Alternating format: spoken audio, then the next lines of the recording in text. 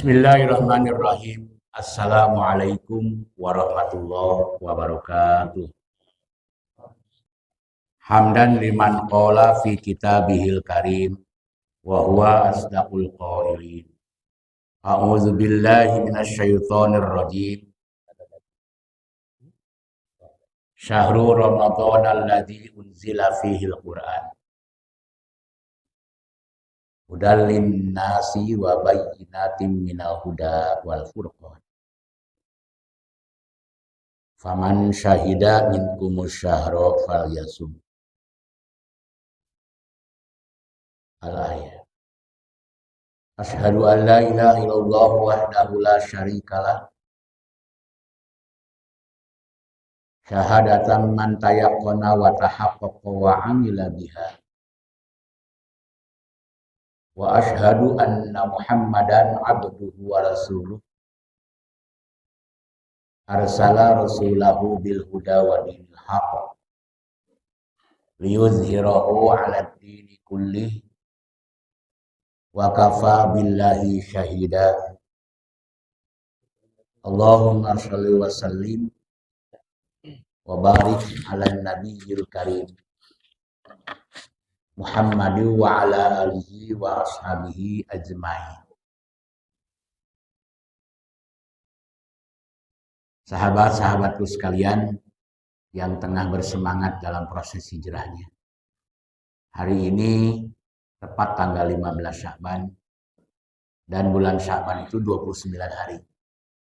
Sama dengan Rajab 29, Ramadan pun 29. Berarti tanggal 29 Sya'ban jatuh pada hari Ahad. Hari Senin sudah masuk tanggal 1 Ramadan. Mengacu kepada hisab.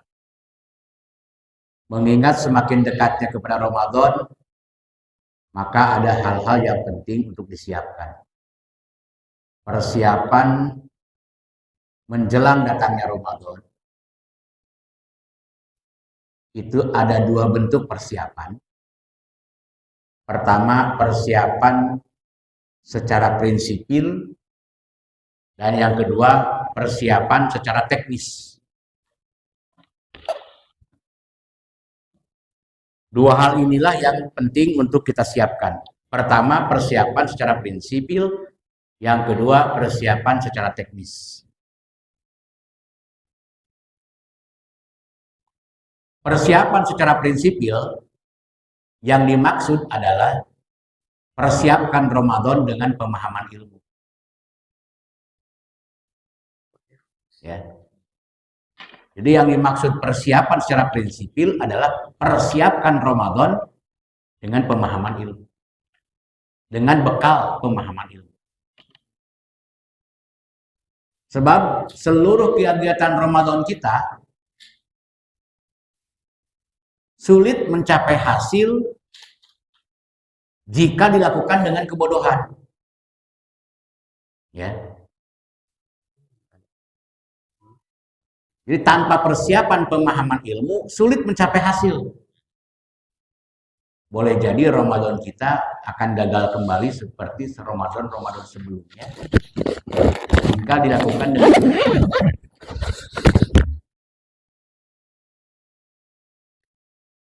maka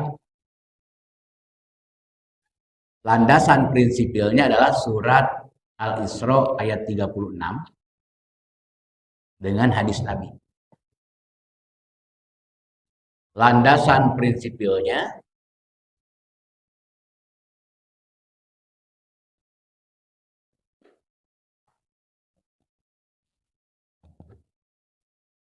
Quran surat Al-Isra ayat 36, wala taqfu ma laisa laka bihi ilmun.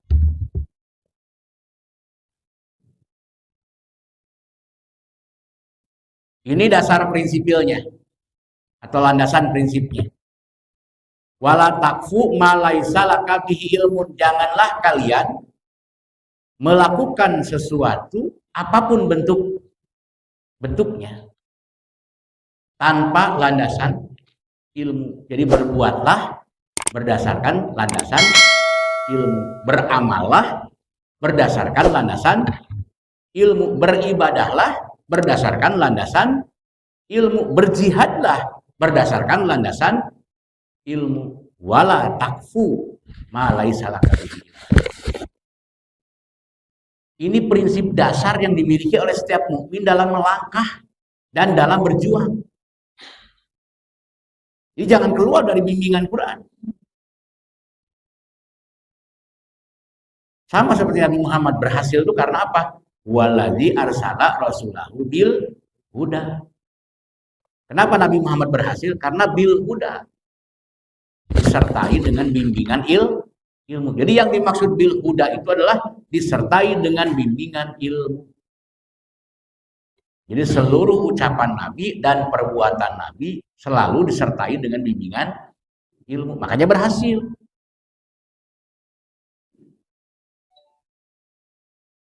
Dan saya tegaskan sekali lagi bahwa dalam syariat Islam tidak bisa melakukan ibadah apapun dengan kebodohan gitu. Jadi harus paham dulu tetap. Artinya seluruh perbuatan, seluruh tindakan, aspek-aspek ritual itu harus dengan pemahaman. Supaya sampai kepada apa yang menjadi tujuan. Ya. Hadisnya ma ubidallahu afdalu min fikhin fiddin.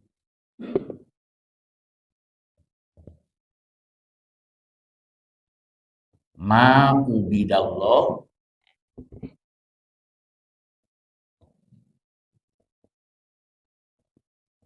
afdalu min fikhin fiddin.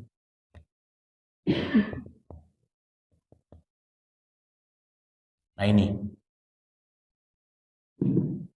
tidak ada ibadah yang lebih utama, tidak ada ibadah yang lebih afdol, melainkan ibadah yang disertai dengan pemahaman akan ilmunya. Jadi min fikhin fiddin adalah pemahaman akan ilmunya. Jadi jelas, nggak bisa asal sholat, nggak bisa asal saum, nggak bisa asal jihad atau asal berjuang. Kalau tanpa bimbingan ilmu, itu kecenderungannya gagal. Ya, sholat kita gagal, saum kita gagal, jadinya. Lihat, bentuk kegagalannya apa? Bentuk kegagalan Ramadan akibat tanpa dasar ilmu, maka rubba qori'in lil Quran. Rubba qori'il Quran wal Qur'anu yal'anu. Ya, rubba qori'i lil Qur'ani wal Qur'anu yal'anu. Banyak kegiatan membaca Al-Quran dalam konteks selama bulan Ramadan, maraca Quran. Lain ulah maca. Tapi yang diingatkan oleh ilmu adalah jangan sampai Al-Quran melaknat kepada yang membacanya. Wal Qur'anu yal'anu. Jangan sampai Quran melaknat kepada si pembaca. Nah, di situ kuncinya. Berarti gagal. Tadarusannya gagal. Maka indikator kegagalan utama dalam tadarusan adalah ketika Ramadan baca Quran, selesai Ramadan nggak pernah baca Quran lagi. Itu kan gagal. Bagaimana Quran mau jadi bimbingan dalam kehidupannya? Kalau Quran hanya diperlakukan sebagai bahan bacaan dan itu hanya berlaku di bulan Ramadan, begitu selesai Ramadan, kegiatan baca itu nggak ada lagi. Itulah kalau tidak paham ilmunya. Indikator kegagalan yang kedua adalah rubba musallin laisa min salatihi illa sahru wa ta'ab. Masih banyak yang mengerjakan sholat malam, tapi hasilnya hanya capek jeung kurang sare. Kalau yang dihasilkan cuman kelelahan dan kurang tidur, tidak menghasilkan apa yang menjadi target dari qiyamul lail. Nanti di pertemuan Ramadan kita akan bahas apa yang dihasilkan dari qiyamul lail. Ini nggak tercapai. Masih banyak orang yang melakukan sholat tapi hasilnya hanya capek dan kurang tidur saja. Berarti ini maksudnya menjelaskan mengenai sholat malam. Dan termasuk sholat-sholat yang lainnya. Capek gawe tetap pakai sholat kurang. Kenapa terjadi seperti itu? Tanpa pemaham. Karena dia melakukannya dengan kebodohan. Yang ketiga, indikator yang ketiga, rubba shaim laisa min siyamihi illal ju' wal atos. Banyak orang yang melakukan saum tapi hasilnya hanya lapar dahaga saja. Tidak berhasil sampai kepada target atau tujuan atau sasaran saum. Takwa. Saum ku saumna takwa teu aya. Tiap tahun melaksanakan saum di dalam bulan Ramadan tapi ketakwaannya belum muncul. Berarti gagal. Nah, inilah prinsip dasar ya yang harus dipahami oleh kita, dan itu menjadi prinsip dalam pelaksanaan ketika kita akan menghadapi bulan Ramadan. Oleh karena itu yang paling utama yang harus disiapkan menjelang datangnya Ramadan adalah isti'dadul ilmi. Siapkan dulu bekal pemahaman ilmunya. Seperti yang saya sampaikan hari ini. Ini adalah pembekalan. Saya sedang memberikan pembekalan. Ya. Bekal pertama yang ingin sampaikan kepada saudara-saudara adalah inti dari Ramadan adalah tanzilul Quran atau nuzulul Quran. Inti dari program Ramadan adalah nuzulul Quran. Bukan malam nuzulul Quran. Jadi sepanjang Ramadan nuzulul Quran. Surat Al-Baqarah 185.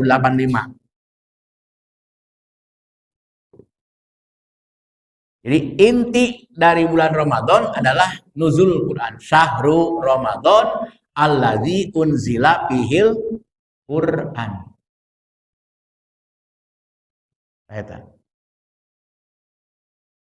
Berarti apa? Berarti selama 29 hari program Ramadan itu harus aksiru bitilawatil Quran. Ya. Berarti selama 29 hari dalam bulan Ramadan itu harus aksiru bitilawatil Quran. Memperbanyak baca dan mempelajari Al-Quran. Baca dan kaji Al-Quran itu harus banyak dalam bulan Ramadan. Nah ini ya. Kenapa harus memperbanyak baca dan pelajari Quran? Karena program inti Ramadan yaitu, ini menurut ilmu ya, berdasarkan petunjuk Al-Quran bahwa yang menjadi inti bulan Ramadan adalah tanzilul Quran.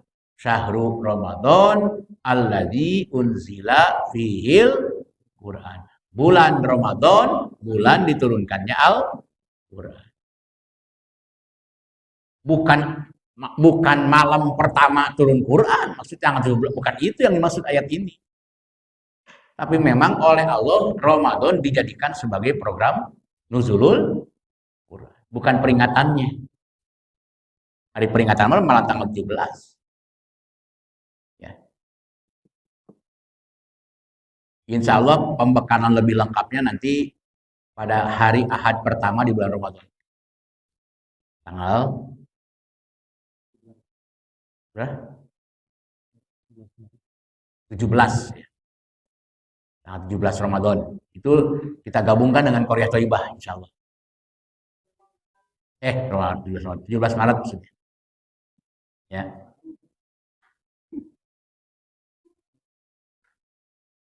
Jadi secara ilmu Ramadan itu memang program eksklusif bagi mukmin untuk memperdalam Quran. Jadi Ramadan itu program eksklusif bagi mukmin untuk ngagugulung Quran, bergumul dengan Quran, bercinta dengan Quran. Ya, bermesraan dengan Quran. Apa adalah kata-kata nama. Yang pasti intensitas kita selama Ramadan itu jauh lebih ditingkatkan kajiannya terhadap Al-Quran. Makanya harus sering baca Quran. Nah, itu kan dia membawa Quran. Ya.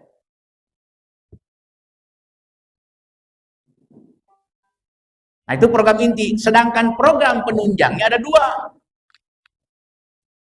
Program penunjangnya ada dua. Yang pertama adalah qumil laila illa qalila nisfahu awin kusminhu auzid alaihi warattilil qur'ana tartila. Untuk menunjang program tartilul Quran, maka bangunkan malammu untuk sholat. Bangunkan dirimu di malam hari untuk sholat. Namanya sholat apa? Sholatul lail atau qiyamur Ramadan atau qiyamul lail atau tahajud. Kita tak ini. Mau disebut tahajud silakan, mau disebut sholatul lail silakan, mau disebut qiyamul lail silakan. Atau qiyamul Ramadan, qiyamul lail atau qiyamul Ramadan. Di Quran semua itu Allah yang menyebutnya semua. Dan itu saja. Nah, jadi program penunjangnya ada dua. Pertama, qiyamul lail. Kedua, siyamun nahar. Menahan lapar di siang harinya. Yang batas waktunya dari mulai subuh hingga maghrib.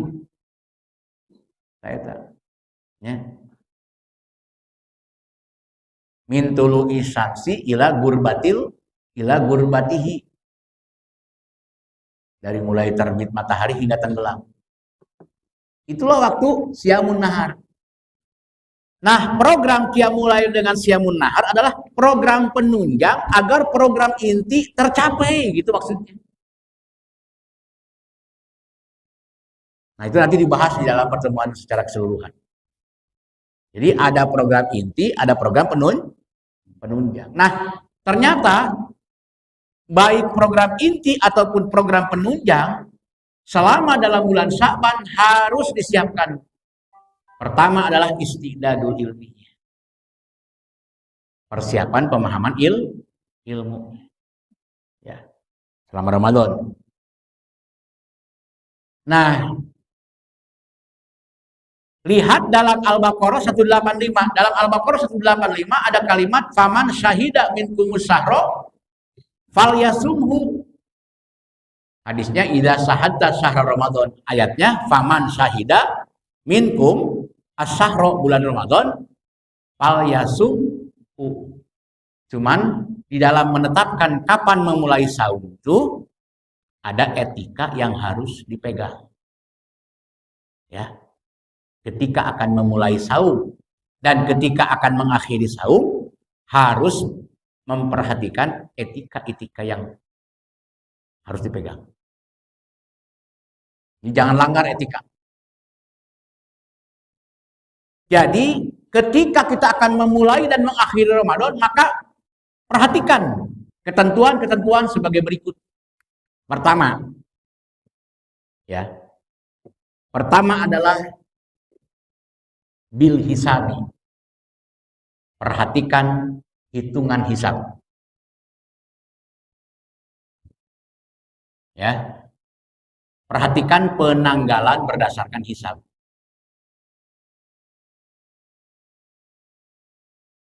Ini etikanya. Hisab dulu pegang teguh. Ketika akan memulai Ramadan. Kapan awal kita memulai Ramadan? Nah, disitulah kita harus mengacu kepada hisab dulu. Surat Yunus ayat 5, patokan dasar berhisab. Ya, dalam surat Yunus ayat 5. Waladzi ja'ala syamsa diya'an wal qamara nuron. Wa qaddarahu manazila lita'lamu adadas sinin wal hisab. Anda sudah dituntun oleh Allah untuk punya hitungan selama setahun. Maka di almanak lihat. Dalam almanak Hijriah 1 tahun, maka tanggal 29 tanggal 29 Sya'ban itu jatuh pada hari Ahad. Ini hisab, pegang dulu hisab ya. Ini etikanya begitu. Jadi akhir Sya'ban, karena Sya'ban itu 29 hari. Nggak pernah ada 30. Tapi menjadi 30 itu kalau digenapkan kata Nabi. Karena ada sesuatu hal nanti dijelaskan. Jadi tanggal 29 Sya'ban itu jatuh pada hari Ahad tanggal 11 Maret. Ya. 10 ya. 10.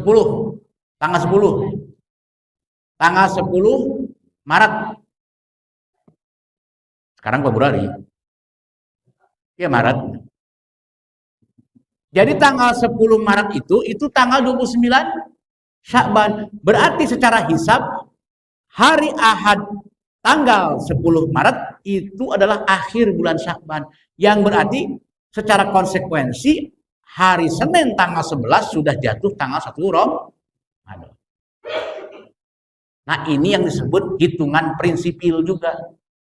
Pegang prinsipnya. Bahwa secara hisab 29 jatuh pada hari Ahad bertepatan dengan 10 Maret. Nah, gitu maksudnya. Ya. Karena hisab itu patokan yang paling utama. Jadi dasar paling utama itu adalah hisab. Cobalah menurut hisab. Kacau kami hitungan. Namun karena ada hadis yang bersumber dari Abu Hurairah yang diriwayatkan oleh ahli-ahli hadis yang 5, ya. Kata Nabi, sumu li ru'yatihi waftiru li ru'yatihi. Fa inna gobiya alaikum takmilu iddata Sya'ban salasin. Ini juga etika. Dan Nabi Muhammad tidak bermaksud ingin membentrokkan antara hasil hisab dengan hasil ru'yatul hilal. Enggak ada. Karena antara hisab dengan ru'yatul hilal mustahil berjauhan atau berbeda. Sangat mustahil. Misalkan berdasarkan hisab jatuh pada hari Senin, tapi hasil ru'yah jatuh pada hari Rabu. Dari mana itu dasarnya? Itu sesuatu hal yang nggak mungkin. Ya, atau hasil hisab jatuh pada hari Senin, tapi kita memulai saum hari Ahad. Leuwih ngaco deui eta mah. Karena berlakunya ru'yatul hilal pada tanggal 29 di akhir Sya'ban. Itu berlakunya hilal. Berlakunya ru'yatul hilal. Apa ru'yah? Melihat. Apa hilal? Bulan yang nongtot atau nengtet. Kalau Muhammadiyah menengtet, kalau NU nongtot. Nengtet adalah di bawah 2 derajat. Menurut Muhammadiyah, asal terlihat walaupun ada 2 derajat atau di bawah 2 derajat, yang penting terlihat, maka sah. Di situ sudah ditentukan 1 Syawal, 1 Ramadan. Tapi kata NU, oh enggak sah 2 derajat, harus di atas 4 derajat, maka kudu nongtot. Jadi ini kan perbedaan soal nengtet dan nongtot sebetulnya. Yang membedakan itu soal itu saja. Jadi nengtet saeutik ayeuna mah kudu nongtot gitu tah. Baru dianggap sah, baru hakul yakin kata pihak NU. Nah, itulah sebetulnya yang terjadi sekarang selama ini begitu. Ya. Antara nengtet dan nongtot. Nah, kenapa harus berdasarkan ru'yatul hilal? Ini harus tahu. Padahal sudah jelas, sudah hisab. Ngapain pakai ru'yatul hilal? Yang diperhitungkan oleh Nabi adalah letak geografis yang berbeda dan berjauhan muslim dengan muslim yang lain, maka untuk lebih meyakinkan, menguatkan keyakinan kita, maka dibuatlah satu metode yang disebut ru'yatul hilal. Ya, kalau soal teknisnya mau mata langsung begini atau mau pakai teropong, kan di zaman Nabi mah nggak ada teropong, atau mau pakai satelit, diperkirakan kemunculan sekian derajat. Satelit mah ketinggali. Bisa dihitung dengan tepat melalui penggunaan satelit. Jasa NASA itu bisa. Ini soal teknis saja. Tapi etikanya sumu li ru'yatihi, awali saum dengan ru'yatul hilal. Ini perintah dari Nabi.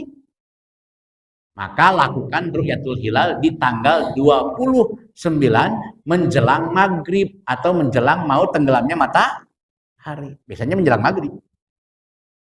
Disitulah kita harus melakukan ru'yatul hilal. Mendekati maghrib tuh. Karena lau seetik. Saya udah 2 kali tuh lihat. Jadi indah luar biasa itu. Bulan itu tenggelam. Gelap tapi low sedikit. Nah itu yang hati-hati lownya itu. Nah itu nengtet jeung nonton itu udah hati-hati. Ya, harus jeli melihatnya. Nah, itu harus didasarkan kepada pengalaman dan pengetahuan. Ya, seperti itu ya. Itulah contohnya antara hisab dengan ru'yatul hilal. Iya, hisab itu betul 29 jatuh pada 10 Maret, tapi untuk lebih menguatkan keyakinan yang secara keseluruhan, kan ini bukan kepentingan Nabi Muhammad, ini kan kepentingan umat secara meluas. Ya, ini kan bonus demografinya di situ. Nah, maka Nabi punya kebijakan sumuliru yatihi. Nah, inilah tradisi kita setiap akan memulai Ramadan selalu berangkat ke Amkanur Ru'yah. Amkanur Ru'yah kita adalah Pelabuhan Ratu. Loji, itu namanya Amkanur Ru'yah, tempat melihat bulan. Tempat melihat bulan yang nengket atau nongtot. Di situ tempatnya. Itu etikanya. Maka harus berdasarkan biru yatihi. Nah, ternyata ada beberapa pengalaman yang dialami oleh Rasulullah. Ya, pengalaman-pengalaman yang dialami oleh Rasulullah seperti ini. Nabi Muhammad pernah tidak melihat.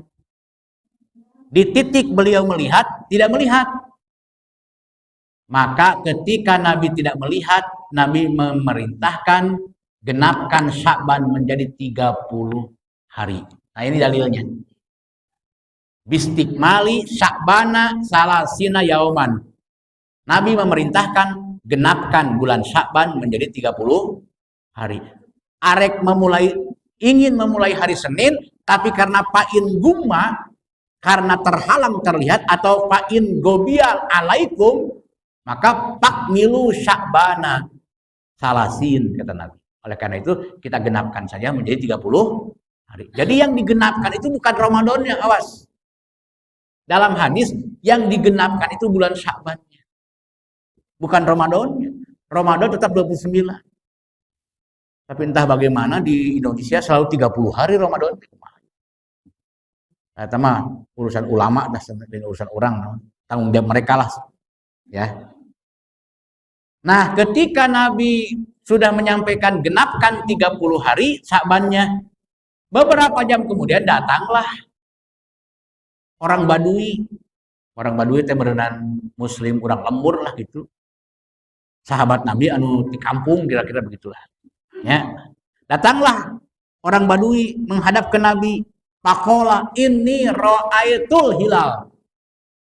Ya Rasul, aku melihat hilal. Pakola atas hada alla ilaha illallah, qala na'am. Wa qala atas hada anna Muhammadar Rasulullah, qala na'am. Berkah engkau bersumpah untuk Allah?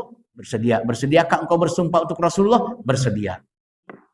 Betul, saya siap bersumpah. Disumpahlah asyhadu alla ilaha illallah wa asyhadu anna Muhammadar Rasulullah. Saya melihat hilal.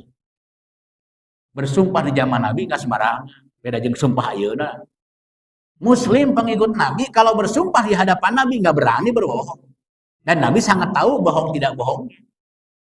Beda dengan kita, dibohongannya bisa orang mah gitu lihat. Oh, Nabi mah sangat tahu mana yang berbohong dan tidak berbohong. Maka ketika bersaksi dengan 2 kalimat syahadat, Nabi langsung meyakini dan percaya akan penglihatan dia. Lalu ya Bilal, azin pinnas. Ya, azin pinnas. Fal yasumu godan. Sebarluaskan berita ini kepada setiap jamaah pengajian, sampaikan kepada mereka besok mulai saum. Padahal tadinya lusa akan mulai. Karena hari besok digenapkan jadi 30. Untuk besok belum saum, digenapkan 30 hari. Tapi karena ada berita tadi, maka besok saum. Kira-kira begini. Pada saat 29 Sya'ban, hari Ahad, Nabi tidak melihat. Begitu waktu Isya datanglah orang Badui tadi menyampaikan kepada Nabi, melihat dan bersumpah dengan 2 kalimat syahadat, maka besok hari Senin kita mulai sahur. Maka Bilal aprak-aprakan kemana-mana, ya, kaci kemuh, kaci burajut, ke kamar deui lah gitu. Ngabejaan warga-warga supaya besok memulai kalau sekarang mah gampang, Ustadian langsung hari ini kita mulai sahur. Gampang hari ayeuna. Zaman Bilal mah kulilingan kemana kabar berbagai lembur kayak tetangga-tetangga kayak itu kan dia. Ya. Jadi itu perlu hese sebenarnya. Nah, yang jadi susah sekarang karena tidak satu kepemimpinan, itu aja persoalan. Berbeda-beda pimpinan, berbeda-beda organisasi. Gitu, ya. Kemudian jadi pertama bil hisab, kedua bi ru'yatil hilal, itu adalah etika yang harus dipegang. Pakai hisab, pakai ru'yatul hilal. Karena antara hisab dengan ru'yatul hilal mustahil akan berjauhan. Mustahil. Ya, mustahil akan berjauhan. Apalagi di Mekah sudah melihat hilal, di Mekah hari Senin memulai saum. Di Indonesia rebo mulainya kumaha gitu. Jauh-jauh tuh. Padahal perjalanan matahari antara Indonesia dengan Saudi Arabia duluan kita. Kenapa jadi pangpanerina orang pelaksanaan? Ini ada apa gitu? Pasti ada unsur politik ya. Ikut campur kekuasaan biasanya. Nah, itu contohnya. Ya. Ada lagi nih, taro an-nasul hilal. Ternyata banyak yang melihat hilal. Nabi tidak melihat, tapi yang lain banyak melihat. Pak Akhbar tu Rasulullah, lalu aku kabarkan kepada Rasul. Ini kata Ibnu Umar. Aku beritakan kepada Rasul, ternyata banyak yang melihat hilal gitu. Maka kata Nabi, inni ra'aituhu, aku telah melihatnya, pasoma, maka kemudian Nabi besoknya langsung saum. Ya. Wa amaron nas bisyamihi, lalu memerintahkan kepada seluruh jamaahnya untuk melakukan saum. Jadi kalau melihat hilal pada hari Ahad, hilal ada, maka konsekuensinya Senin harus saum. Berdasarkan penglihatan. Tapi kalau ada kesepakatan secara keseluruhan Muhammadiyah, NU dan yang lainnya bersepakat bahwa tidak melihat hilal, maka cukup dengan menggenapkan Sya'ban 30 hari. Senin adalah akhir Sya'ban, maka Selasalah dimulai saumnya, ya. Saya juga nunggu perkembangan. Terus mengenai mistik mali Sya'ban udah jelas. Lalu syahadati adlin. Etika yang keempat adalah syahadati adlin. Harus ada persaksian yang jujur. Ya, si Badui tadi jujur. Nabi sudah tahu ini orangnya jujur. Apalagi berani mengucapkan 2 kalimat syahadat. Jangan sembarangan loh ucapan 2 kalimat syahadat. Ya. Itu kalimat sakti itu. Bisa berdampak buruk kalau tidak dilaksanakan dengan pengucapan 2 kalimat syahadat. Maka seseorang yang bersaksi secara jujur. Nah, itulah etika yang keempat. Yang kelima baru pasum mukhlishon niyatakallah. Maka lakukanlah saum dengan niat karena Allah. Itulah yang disebut dengan memulai saum ataupun mengakhiri saum. Jadi pakai etika-etika ini walaupun hisabnya seperti itu hitungannya, ya.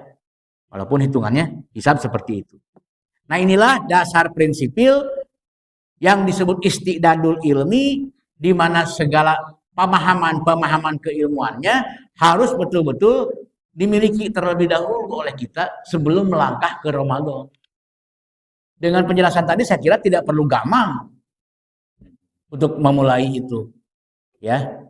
Kalau misalkan bapak-bapak, ibu-ibu kekurangan informasi tentang kapan itu muncul, tidak dapat berita tuh, ya silakan genapkan 30 hari. Saya juga pernah menggenapkan 30 hari bulan Sya'ban karena tidak ada berita dari kawan-kawan juga bahwa hilal terlihat di hari Minggu, di hari Ahad. Maka genapkan hari Senin dengan Sya'bannya, ya. Tapi kalau informasi dari yang lain melihat, ya silakan kita mulai saja. Hanya akibat perbedaan memulai itu berkecenderungan ada perbedaan di akhir, sehingga ada 2 lebaran. Jadi yang kasihan itu adalah yang sudah matang karena dianggap lebaran hari Rabu, maka malam Rabu udah siap semua. Ternyata gak jadi, lebarannya hari Kamis. Aduh dipanaskeun deui sukanana. Geus lain seger deui atuh geus menang manaskeun mah. Ya. Nah kayak gitu. Jadi kuat sekali ya dasarnya. Hadis dari Abu Hurairah yang meriwayatkannya As-Saikhon, Bukhari Muslim, bahwa jika terhalang dalam penglihatan maka genapkan Sya'ban menjadi 30 hari. Dalilnya adalah fa in gubiya alaikum fakmilu iddata Sya'ban salasin. Nah, kenapa saya tadi mengambil sikap? Ya karena saya juga tidak dapat informasi yang akurat tentang hilal. Blank, tidak ada informasi, tidak ada yang melihat hilal. Wah, genapkan, apakah digenapkan ataukah? Tapi di negara lain memulai ya, dan rentang waktunya hanya 4 jam, 6 jam misalkan perbedaannya. Maka ada dalil nanti, ya.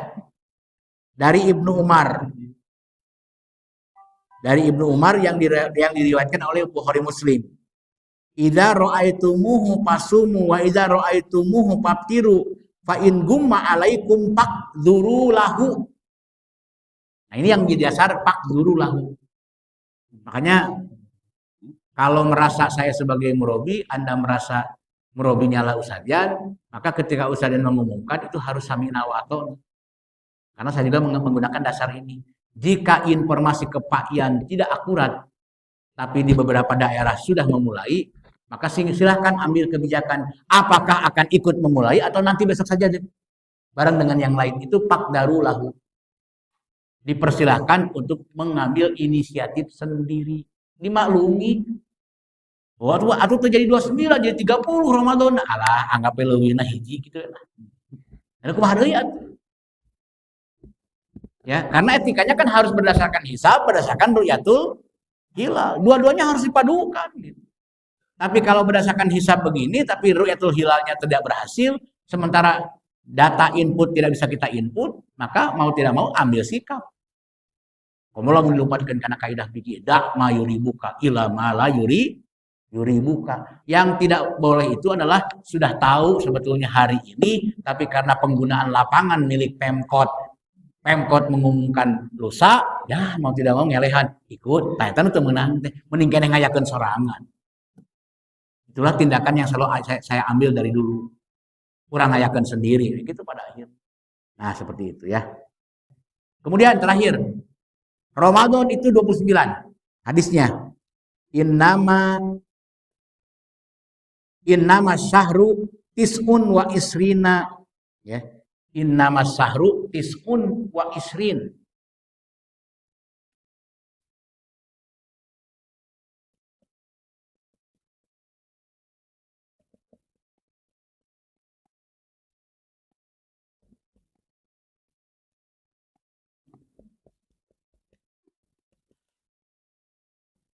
Sebenarnya hitungan hisab dalam Ramadan adalah 29 hari. Jadi Ramadan itu 29 hari.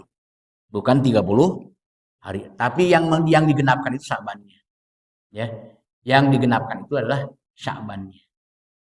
Bukan Ramadannya. Ya. Innama syahru tis'un. Ya. Wa isrin.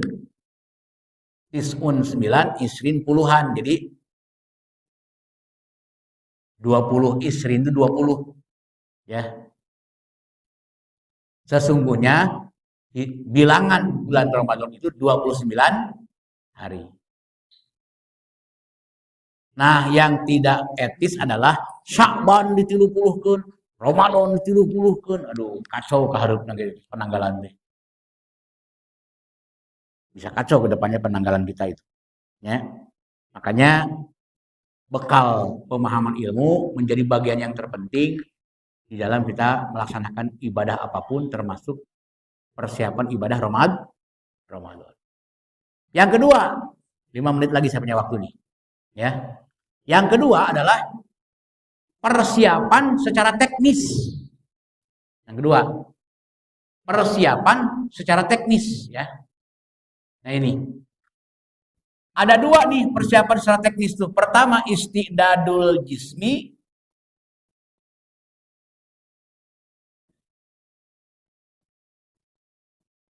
Yang kedua istidadul mali. Nah itu persiapan secara teknis. Istidadul jismi adalah menyiapkan anggota badan untuk dalam keadaan sehat dan prima. Mempersiapkan seluruh anggota badan dalam kondisi sehat dan prima. Karena ibadah Ramadan itu termasuk ibadah berat. Berat secara fisik. Harus bangun malam, sholat tahajud. Harus lapar selama 29 hari, menahan lapar, menahan haus. Artinya apa? Artinya ketika muncul istilah istidadul jismi, maka sebaiknya tidak ada tradisi papajar sebetulnya. Sebab ada kejadian ya, Botram dengan alumni 3 min 3 ya, 3 hari sebelum Ramadan Botram dengan alumni. 2 hari sebelum Ramadan Botram dengan keluarga. 1 hari sebelum Ramadan Botram di lingkungan RW. Tetilu poe Botram atuh ku gue kolesterol naik, gula naik rek Ramadan teh. Jadi yang dimaksud istidadul jismi di sini adalah hati-hati dan sangat penting menjaga kondisi badan. Ya. Hati-hati dan ya dalam menjaga kondisi badan. Nah, ini penting.